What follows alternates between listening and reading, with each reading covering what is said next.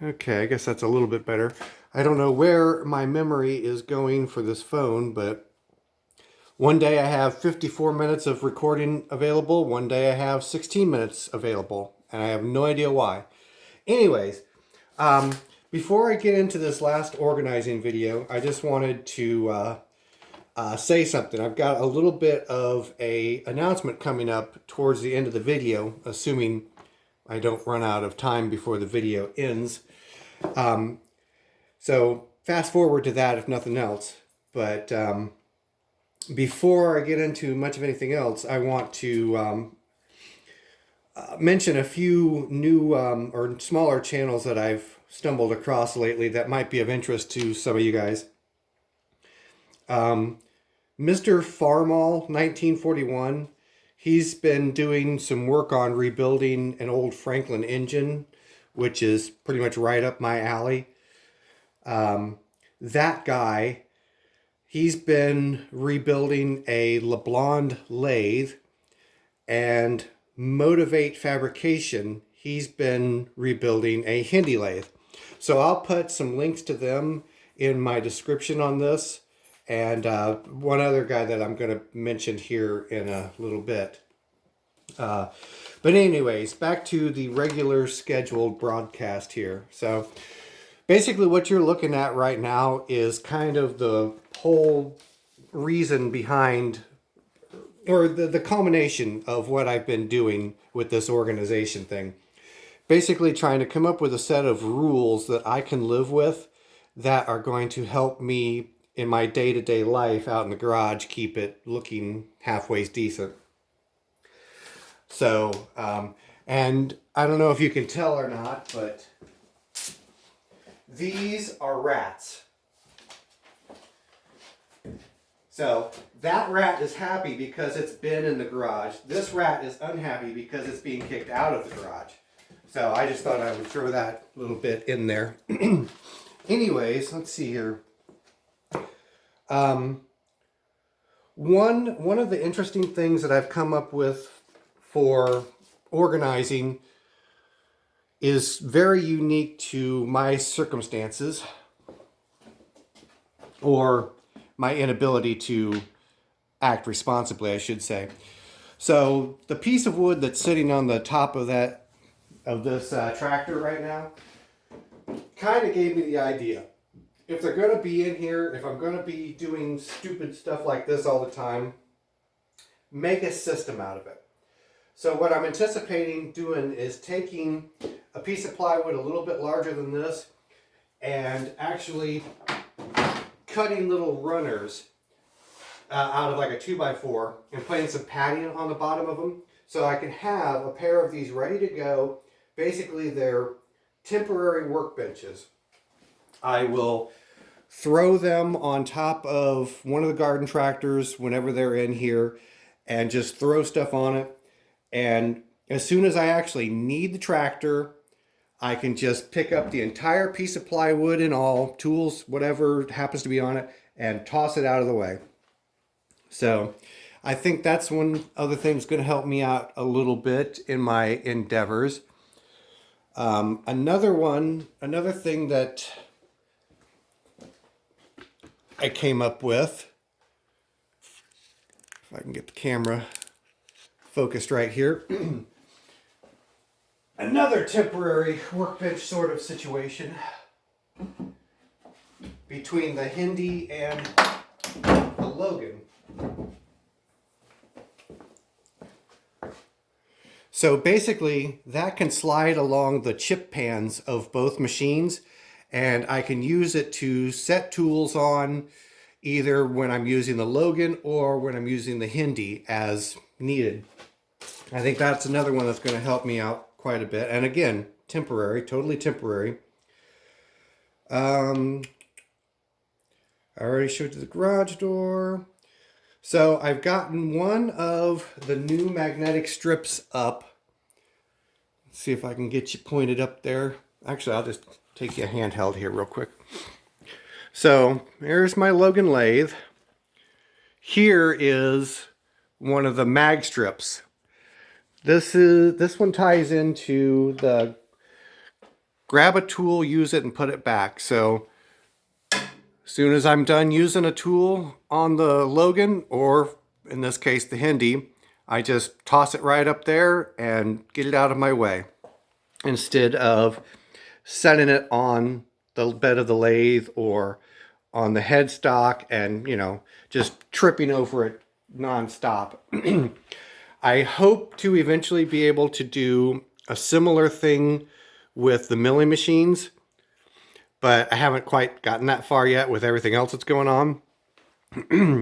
And another version of it that's worked out really well is I've put a pair of them on top of the drill press. And so far, that really helps out tremendously. I can set drill bits up here on either side that I'm using during a drilling process and just easily swap out without having to have some sort of tool chest, you know, rolling around beside me, getting in the way, etc., etc. Workbench is still fairly clean. Need to go back over that. Let's see, what else is on the list? Oh, so I was watching a video by Brendan Gill earlier today, and he had put me on to, I always refer to them as yo-yos, but it's a retractable holder, which basically my idea is I want to take this little blue shop vac and I want to hang it somewhere here, basically in the middle of all these machines. Basically, I want it to be elevated up over my head where I can just reach up there, grab it, bring it down, and use it on the Logan, one of the mills, you know, etc., etc. So I just ordered a set of these retractable things, or a pair of them, and I'm going to give it a try on that and see how it works out. I'll hopefully someday in the future I'll make a video about it, because hopefully this will be the last organization video for some time to come. But bottom line is I've made a lot of good progress on the garage, but I need to really keep in mind the very last line of my rules. The whole thing of a clean garage is a marathon, not a sprint.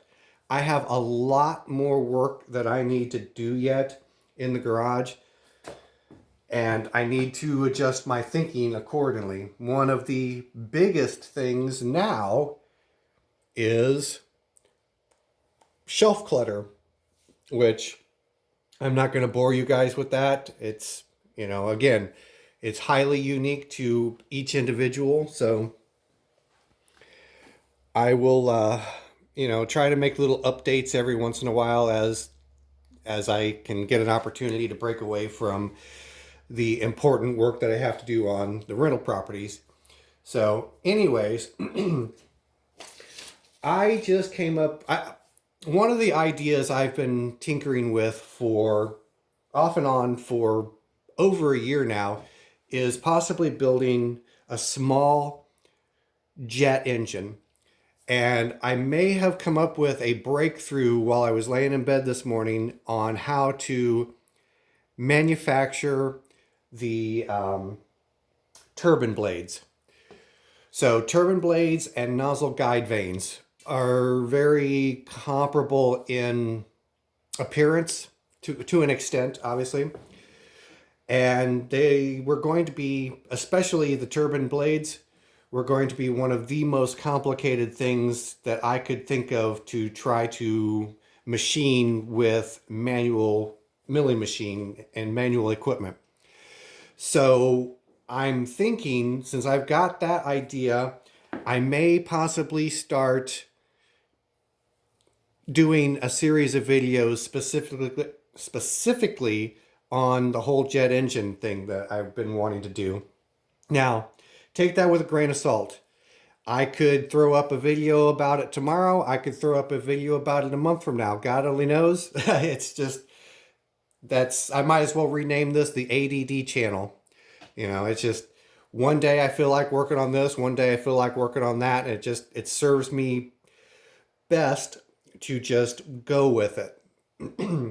So hopefully, with any amount of luck, even if it's nothing more than just the design phase, or the theory behind how I progress with it, I'll try to hopefully get a video about my jet engine idea in a week or so, at least, if nothing else, just to give you guys, some reason to not forget about me. But like I said, take it with a grain of salt. I'll do my best to not, leave you guys in the dark forever and ever.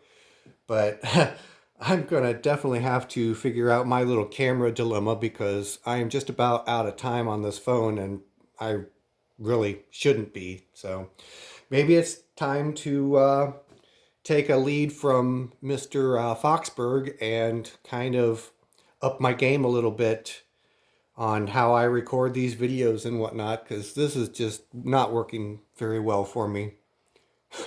Anyways, without further ado, I'm going to let you guys go and call this garage organizing thing closed for a while. So until next time, take care.